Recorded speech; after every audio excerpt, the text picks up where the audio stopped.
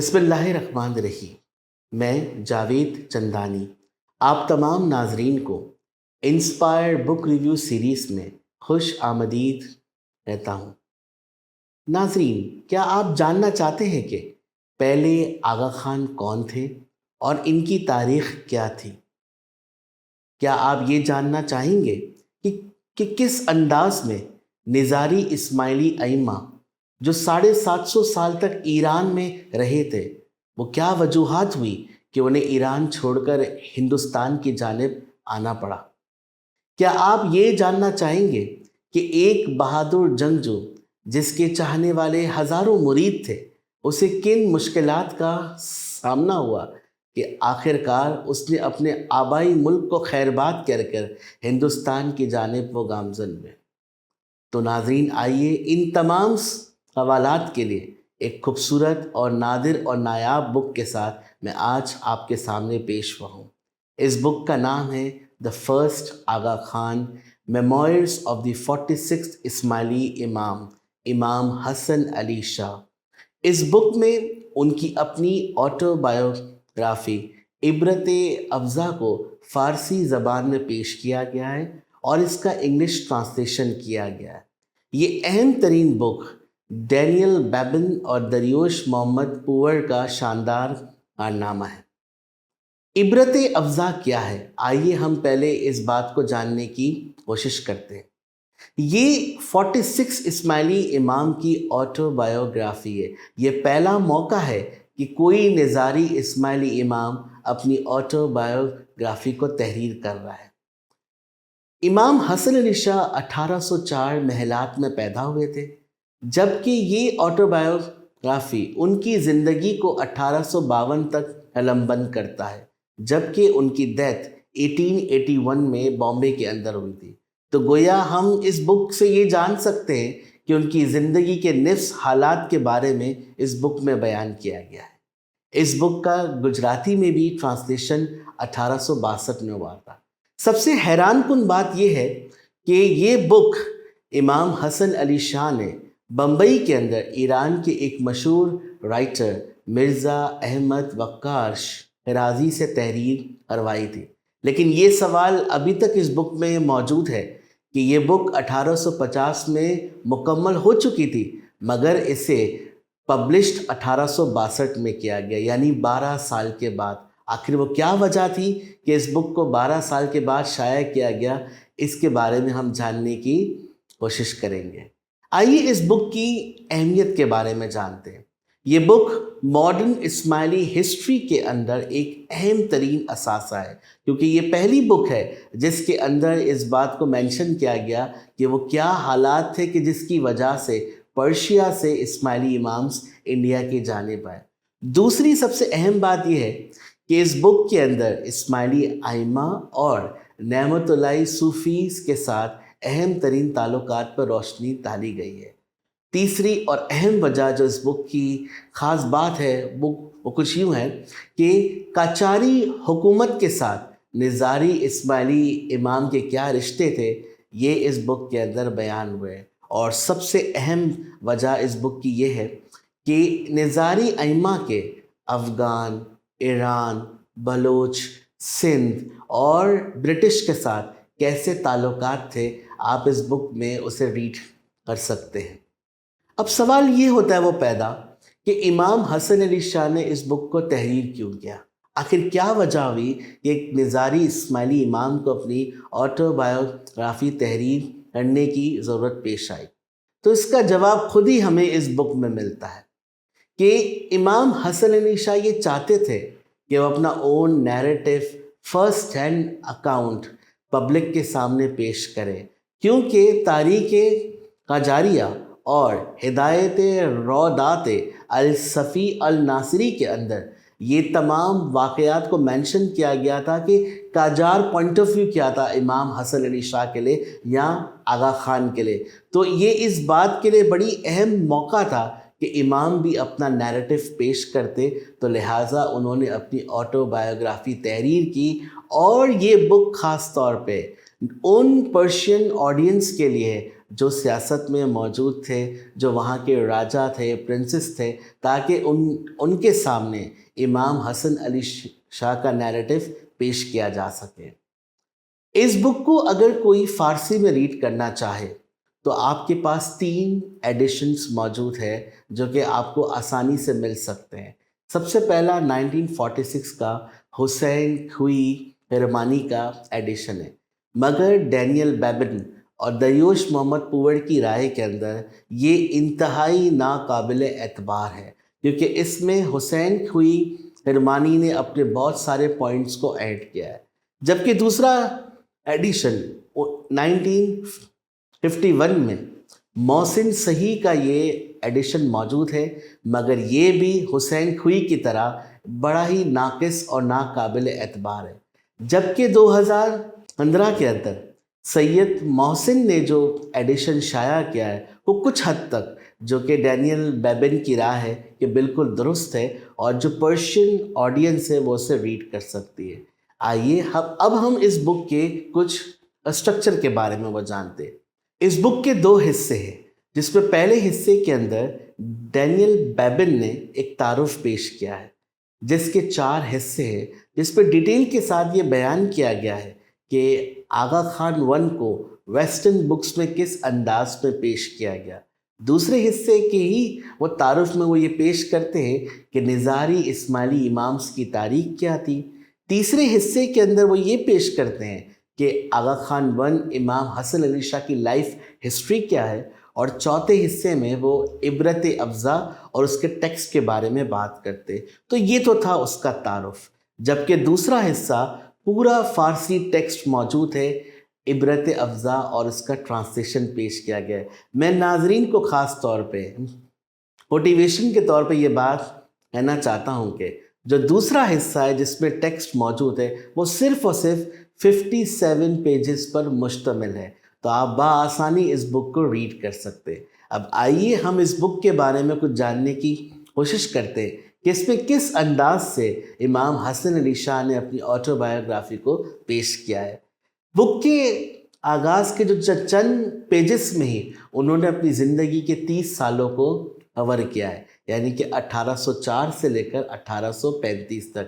بڑی خوبصورتی کے ساتھ وہ عبرت افزا کا آغاز اس انداز میں کرتے ہیں کہ حسن علی شاہ کو جو ایران کے لوگ ہیں وہ صرف فتح علی شاہ قاجار کے داماد کے طور پر نہ یاد کرے یا کرمان کے گورنر کے طور پہ نہ یاد کرے، بلکہ ان کا تعلق حضرت علی علیہ السلام اور حضور پاک حضرت محمد مصطفیٰ صلی اللہ علیہ وآلہ وسلم کے خاندان سے۔ اسی حوالے سے وہ اپنے تعارف میں کچھ اس انداز سے بیان کرتے ہیں کہ جو کہ اس بک کے پیج نمبر 77 پر درج کیا گیا ہے۔ Blessings be on the rightful executors and the true saints, generation after generation, who are in every one of the ages and eras. The reference of this blessed verse, O you who believe, obey God, obey the apostle and those among who possess authority. And the content of the hadith, verily I am leaving among you 2 weighty things.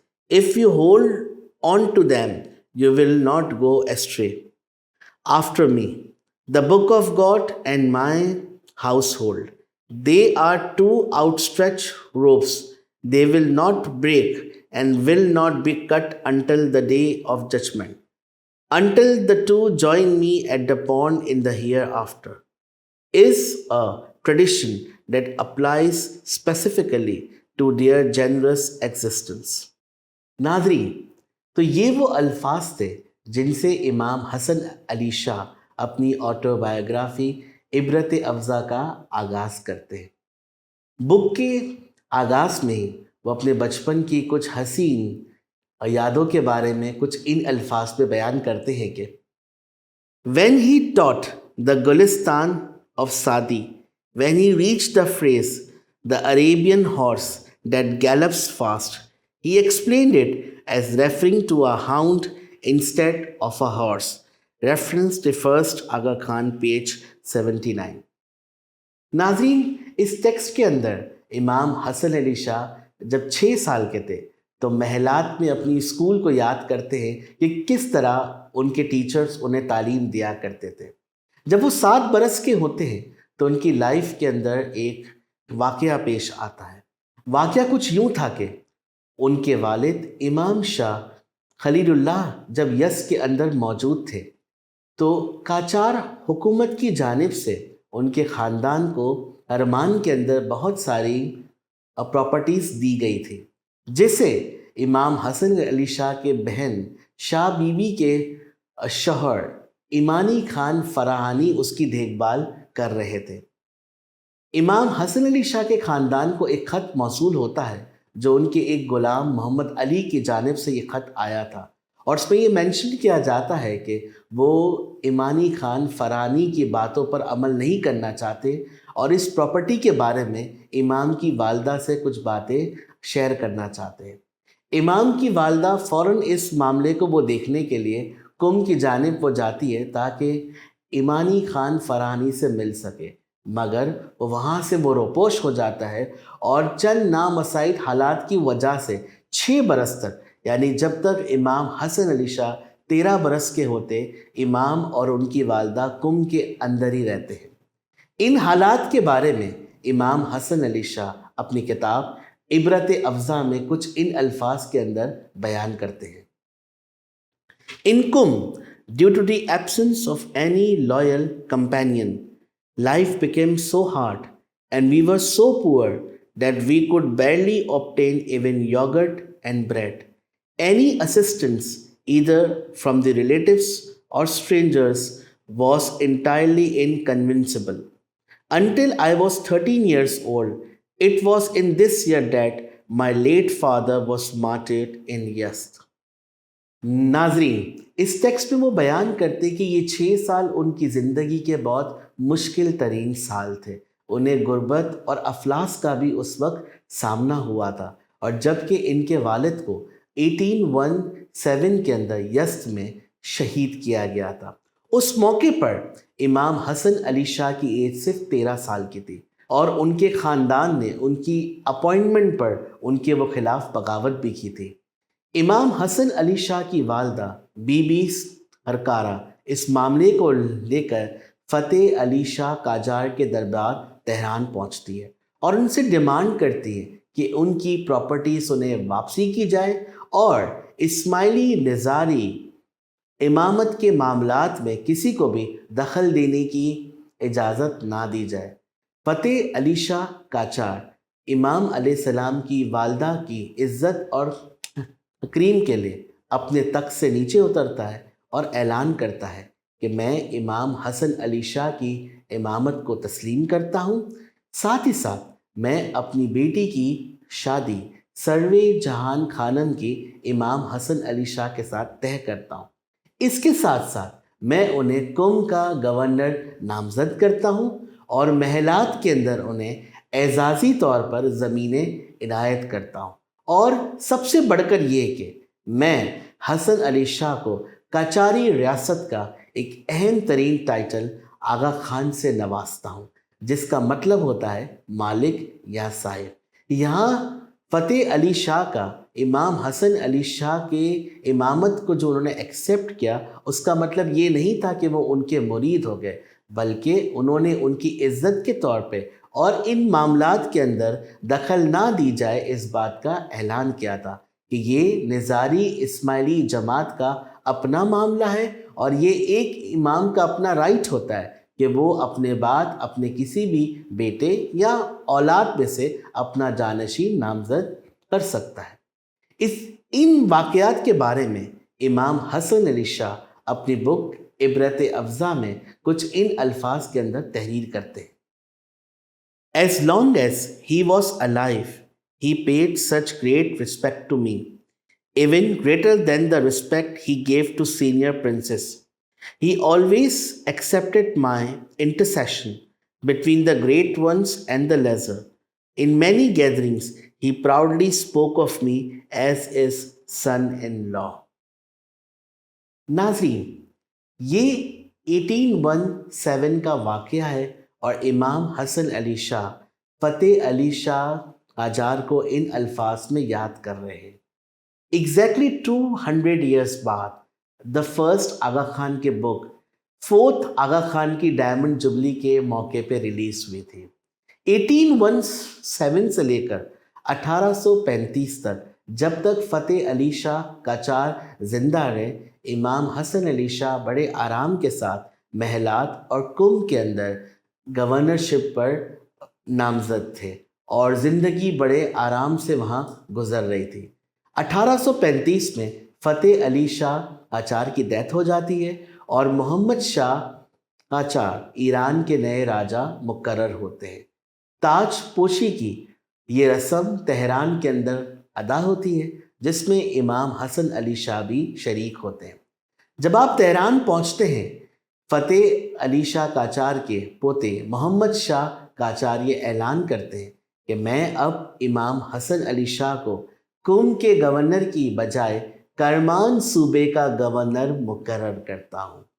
ناظرین، یہ ایک بہت بڑا اعلان تھا، کیونکہ کرمان کا ایک ایسا صوبہ تھا جہاں سب سے زیادہ محمد شاہ قاجار کے لیے بغاوتیں ہو رہی تھی۔ یہ وہ صوبہ تھا جہاں پر افغانز اور بلوچ کے پے در پے حملے جاری تھے، اور یہ وہ صوبہ تھا جو تاریخ میں نظاری اسماعیلی ائمہ کے لیے انتہائی اہم ترین رہا، کیونکہ خود امام حسن علی شاہ کے دادا امام ابو الحسن علی 4 عشروں تک اس صوبے کے گورنر رہے تھے۔ آج بھی باغ خواربر اور مساجد ان کے نام سے موسوم ہیں۔ آپ کے دادا ابو الحسن علی نے وہاں پر نادر شاہ افشاری، اس کے بعد زن خاندان اور قاجار خاندان کے ساتھ زبردست تعلقات قائم کیے تھے۔ بہت سارے مرید جو عطا اللہ اور خراسانی کے نام سے موسوم تھے، وہ خراسان میں آپ کی مدد کے لیے موجود تھے۔ جب یہ اناؤنسمنٹ ہوتا ہے تو امام حسن علی شاہ محمد شاہ قاجار سے ملنے جاتے ہیں، اور وہ ان سے کہتا ہے کہ آپ کو جتنے دینار اور رقم کی وہ ضرورت ہے آپ لے سکتے ہیں تاکہ آپ اس مہم کا آغاز کریں۔ امام حسن علی شاہ اپنی کتاب عبرت افزا میں کچھ ان الفاظ میں بیان کرتے ہیں۔ Since you have charged me with this duty, I will not ask for a penny from the royal treasury until I have taken the land out of foreign occupation from the sons of Shuja and secured it. Upon the completion of this service, you may reward me with any blessings as you see fit. I set out for Karman. Before I entered Karman, Shuja had evacuated the city and headed towards Bam and Namarshire. I dispatched my brother Sardar Abul Hasan Khan along with faithful Ataullahi and Khurasani tribes towards Bam and Namarshire. The sons of Shuja had turned over the fortress of Namarshire and Bam to the Afghan and the Baloch from Sistan and fled in haste. For a year and more, rest was denied to me. I gave 1 Tabrizi man of grain and 5,000 dinar to each of my men, despite the shortage of food and the strength of the castles and the multitude of enemies among the Baloch and the Afghans. I did not rest until I had slain or captured all of them in the battle. تو ناظرین، اس text کے اندر امام حسن علی شاہ یہ بیان کرتے ہیں کہ میں نے محمد شاہ قاجار کے ساتھ ایک وعدہ کیا کہ مجھے اس وقت 1 دینار کی بھی ضرورت نہیں ہے، میں جاؤں گا اور آپ کے لیے کرمان کو عطا کروں گا۔ اگر میں جنگ جیت جاؤں تو پھر آپ اپنی جانب سے مجھے نوازش کیجیے گا۔ اور ایسا ہی ہوا کہ امام حسن علی شاہ بیان کرتے ہیں کہ جب میں کرمان پہنچا، میرے ساتھ میرا بھائی سردار ابو الحسن بھی موجود تھا۔ اس وقت جن لوگوں نے بغاوتیں کی تھی وہ بام اور نامر شاہی کے قلعوں کو چھوڑ کر وہ دوسری جانب کو چلے گئے، لیکن مجھے پھر بھی تقریباً 1.5 سال کا عرصہ لگا اور پورے کرمان کے اندر امن قائم کیا۔ تو ناظرین، اب یہ موقع تھا جب امن قائم ہو گیا۔ امام حسن علی شاہ نے پوری وہ رپورٹ اور ایکسپنسز کا حساب کر کے اپنے اسسٹنٹ مرزا علی رضا مستوی کو یہ ٹاسک دیا کہ کہ وہ ایران کے راجہ محمد شاہ قاجار کو تفصیل کے ساتھ یہ رپورٹ بھیجیں، اور امام ایکسپیکٹ کر رہے تھے کہ اب راجہ کی طرف سے انہیں نوازش دی جائے گی۔ اور یہیں سے یہ بک ایک بہت ٹوسٹ ٹرن لیتی ہے اور بہت ہی انٹرسٹنگ وہ ہو جاتی ہے کہ کیا امام کو ان کا وہ جائز حق ملے گا، کیا بادشاہ کی طرف سے انہیں نوازش کی جائے گی؟ لیکن ایسا کچھ بھی نہیں ہوتا ہے، بلکہ تاریخ حیران رہ جاتی ہے کہ بادشاہ بنسبت نوازش کرے وہ تقریباً 4000 کی فوج بھیجتا ہے اور اپنے بھائی نصرت دولہ کو کرمان کا گورنر مقرر کر دیتا ہے اور امام حسن علی شاہ کو وہاں سے معزول کر دیتا ہے۔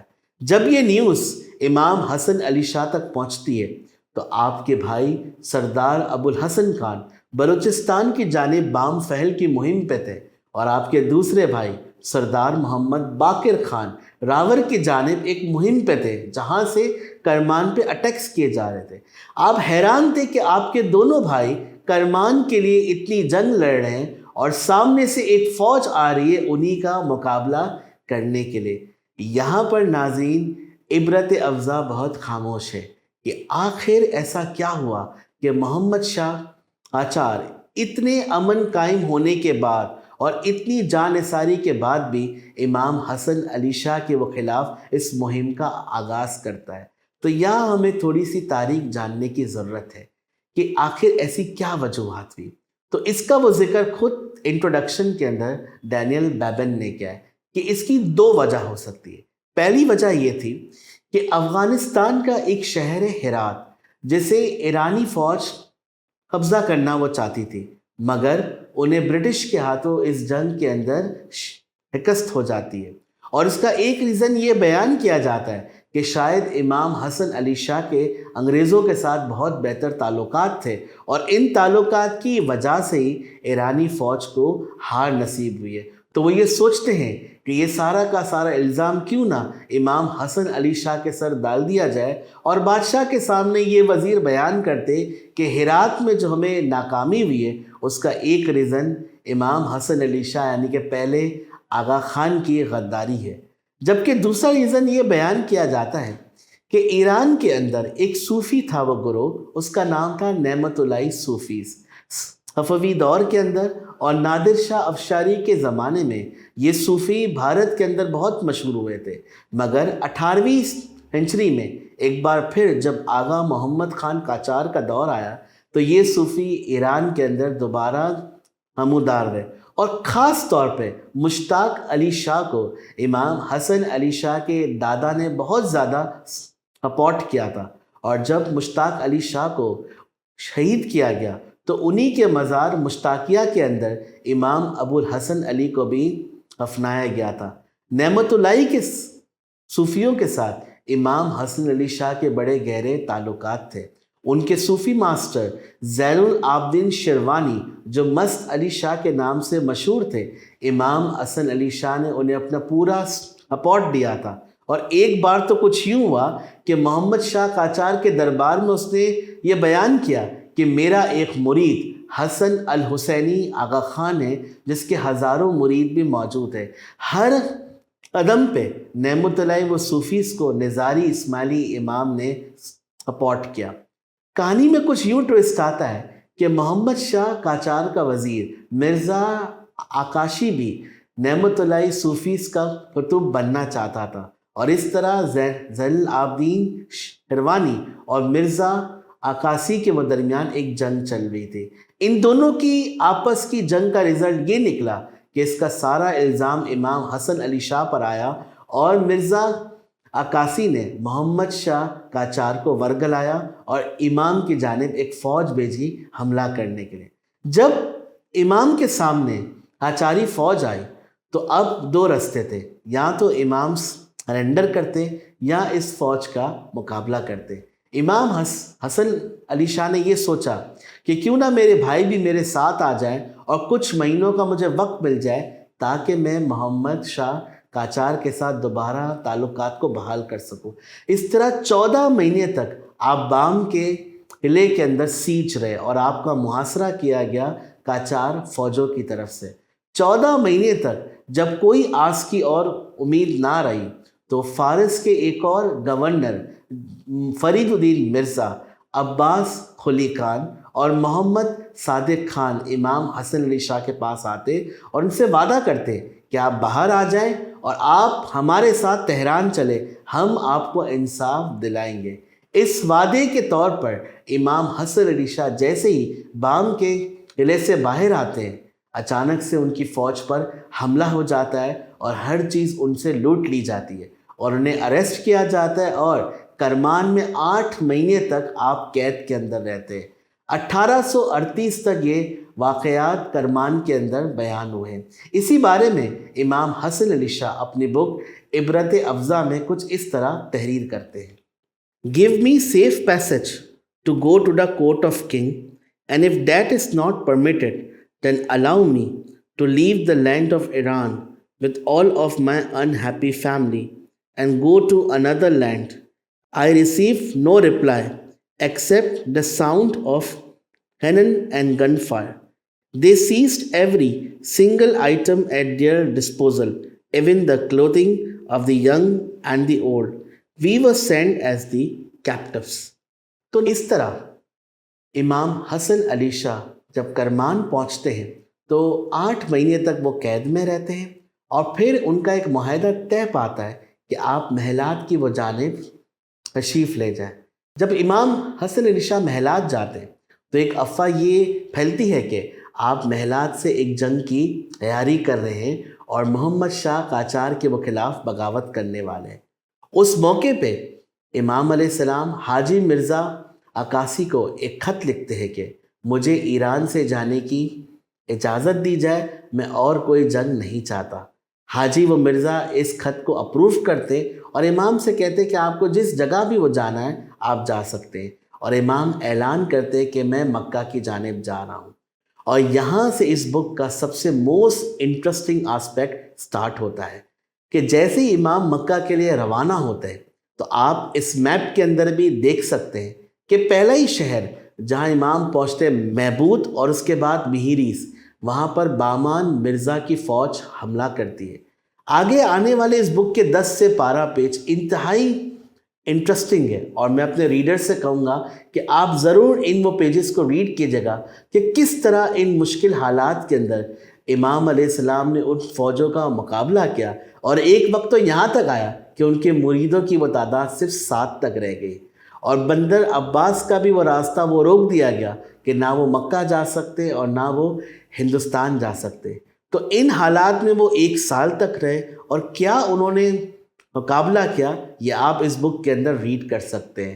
آخر کار دشت لوٹ سے ہوتے ہوتے امام حسن علی شاہ افغانستان کے اندر داخل ہوتے، اور اس طرح 750 سال بعد ایک نظاری اسماعیلی امام ایران کو چھوڑ کر افغانستان کی جانب آتا ہے۔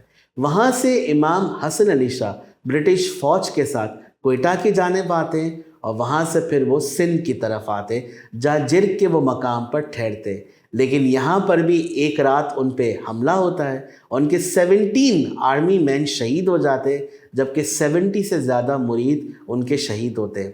اس موقع پہ امام حسن علی شاہ برٹش کو یہ فورس کرتے کہ آپ اپنے تعلقات کے ذریعے سے ایران کو کنونس کریں کہ میں دوبارہ ایران جا سکوں ارمان، لیکن انفارچونیٹلی یہ ہو نہیں پاتا، اور اس طرح امام کچھ عرصے کے لیے اپنے مریدوں سے ملنے کے لیے کچھ اور گجرات کی جانب جاتے ہیں۔ بہرحال آخر کار پرشین اور برٹش کے وہ درمیان یہ طے پاتا ہے کہ امام حسن علی شاہ کو انڈیا میں کسی دور مقام پہ وہ رکھا جائے تاکہ وہ ایران کے سیاسی حالات میں حصہ نہ لے سکے، اور اس طرح امام 3 سال کے لیے کلکتہ جاتے ہیں اور وہاں پہ وہ رہتے ہیں اور یہ سوچتے ہیں کہ کس طرح ان حالات پہ قابو پایا جا سکتا ہے۔ آخر کار 1848 میں محمد شاہ قاجار کی ڈیتھ ہو جاتی ہے اور نیا راجہ ناصر الدین شاہ قاجار تخت پر آتا ہے۔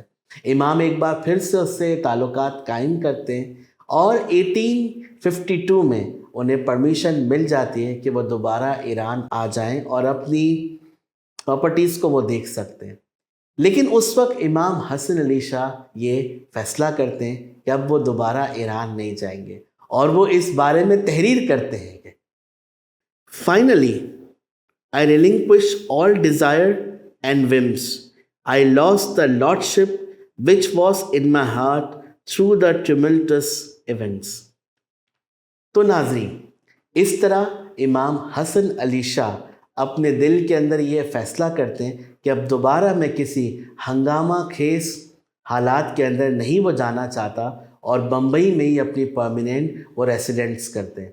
اور اس وقت امام حسن علی شاہ یہ فیصلہ کرتے ہیں کہ مجھے ایک آٹو بایوگرافی کی وہ ضرورت ہے کہ جس کے ذریعے سے میں اپنی داستان لوگوں کے سامنے پیش کروں۔